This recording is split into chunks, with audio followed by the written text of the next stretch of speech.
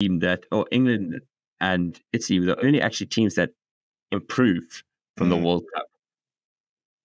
Would you agree? Yeah, no, I think that's fair. I think Scotland have. I think Scotland were disappointing for me because I think that they continue to be that team that we know can pitch up and can be competitive, but they've got that really bad performance in them. And until they get rid of that, I think they're going to continue to not be rated. I think Gregor Townsend's got to go.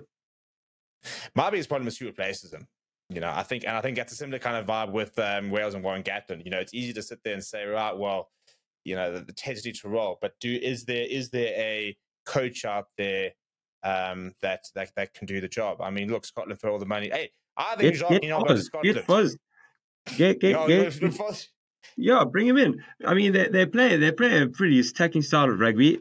Yeah, similar to expansive wise, similar to the All Blacks. They need to tighten up the defense. We saw how good the All Black defense is. Obviously, internationally, caps or coaches with a bit of pedigree are hard to come by. But even there are lots of club rugby coaches that are putting their hand up that you can also select. Yeah. I just think there's he's making City, potentially Ronan O'Gara. That's a great shout. But I think they're making silly mistakes. I mean, going into this, I think picking not just an outright captain, joint captain. I hate a co-captain. Nothing worse. It's like that's a non-answer. It's literally, you could not sit on the fence anymore. People need to look at someone, like, even if it's just metaphorically. So I think he's done it amazingly to get them to this point.